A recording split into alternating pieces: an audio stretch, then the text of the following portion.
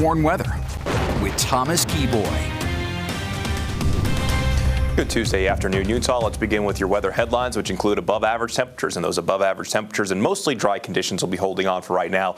But as we go through today, there will be at least a slight chance that we could see a few isolated showers in northern Utah. The chance not all that high, but can't be completely discounted. But with above average temperatures, mostly dry conditions, and a little bit of a breeze, the pollen count remains high, and that's going to continue to be the case the next few days. There is relief on the way because by the end of this work week, we will be looking at some pretty significant changes in our weather.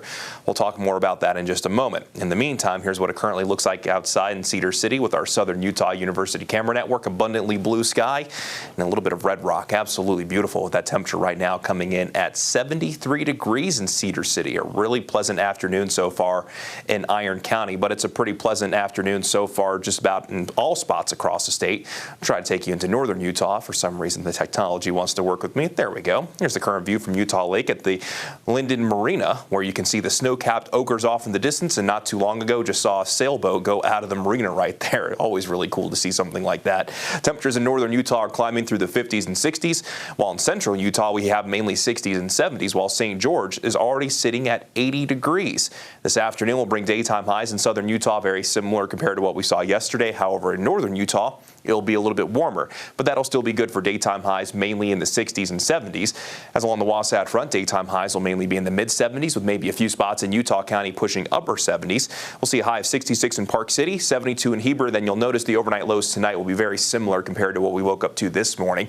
In central Utah, it's a high of 76 in Emory and 84 in Castledale. Then down in southern Utah, we'll get to 88 in St. George, which will lead the way, 86 in Lake Powell, 77 for Escalante, and a daytime high of 86 degrees in Hanksville. Let's begin the futurecast, and I'll start this at 4 o'clock this afternoon. And as mentioned, across northern Utah, there will be at least a slight chance for a few isolated showers and maybe even a few rumbles of thunder. That chance will run from this afternoon into this evening. By the overnight hours, the chance of wet weather looks like it comes to an end. Tomorrow will look and feel very similar to today, but I think there will be even less in the way of wet weather as our southerly wind really begins to crank up. Tomorrow is likely going to be the warmest day along the Wasatch Front this week because by Thursday, you can see some very big changes as our next cold front moves in. But by Thursday, that's going to be the first of a couple of systems that move in, and then the second one arrives Friday into Saturday, and by that point, temperatures will likely be running a little bit below average. Here's the mechanics of this on the long-range futurecast. High pressure will be moving out of the way from Wednesday into Thursday. Here's that first system that arrives that'll help drag in that cold front on Thursday. Pretty good chance for scattered showers across the northern two-thirds of the state. Then as we go into Friday and Saturday, we have a trailing system moving in. This is likely going to be a stronger system, still mainly valley rain, mountain snow, even with our temperatures dropping below our seasonal averages, but we'll be looking at a good chance of wet weather across the state for both Friday and Saturday.